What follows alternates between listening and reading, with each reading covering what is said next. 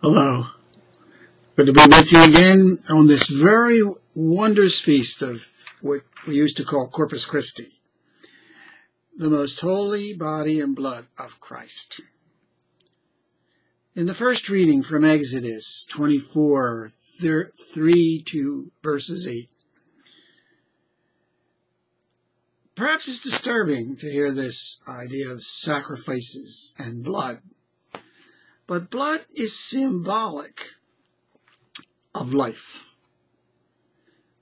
The idea of the blood is life. It's the thought of as the force in our bodies that is our life. Goes through our hearts and gives life, distributes life throughout our bodies. The animals are sacrificed. They are given up to God, and then their blood becomes a force connected to God, which God uses as a way of saying, my life now through their blood is shared with you. So the blood is sprinkled on the people as God's way of saying, I'm sharing my life now with you. In response to what the people have just said. All the words and ordinances of the Lord, and when they heard that, they answered with one voice, we will do everything the Lord has told us.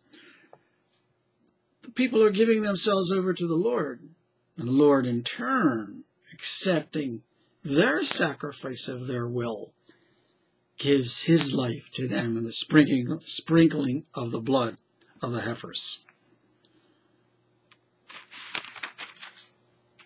Going over now to the gospel, which on this particular Sunday in cycle B is Mark chapter 14, verses 12 to 16, 22 to 26.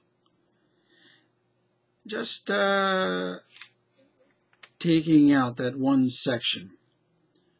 While they were eating, he, Jesus, said the blessing, broke it, or he took the bread, said the blessing, broke it, meaning he broke the bread, gave it to them, and said, take this is my body. Sharing himself with us. Once again, that theme coming through. In the bread, he's giving himself. Likewise in the blood. Giving his life to us. Sharing himself. There's the center, as far as I'm concerned, of this feast. His life flows into us. He shares himself with us. He gives himself to us. That's the Eucharist. That's Holy Communion. We are in communion with God when we receive him, because he's given himself over to us. He is the blessing. Blessing us. He's loving us by giving himself to us. And then going back to the second reading from Hebrews. His blood cleanses. Now there's another idea. Being a liquid like water, but now it's blood. It's his life's force. Cleanses us from the defilement of our sins, from our transgressions, from our dead works. All those words are used to talk about how bad our sins are. Defilement, transgressions, dead works. But he cleanses us from all those things. We need to be in contact with the fact that we are so self-centered and not God-centered. And that's death, to be self-centered. We are not a life-giving force. Only he is. He is God. And to be tricked by our human nature and to go and think of ourselves and deal with ourselves as if we are central. That's the defilement of sin. That's the great transgression.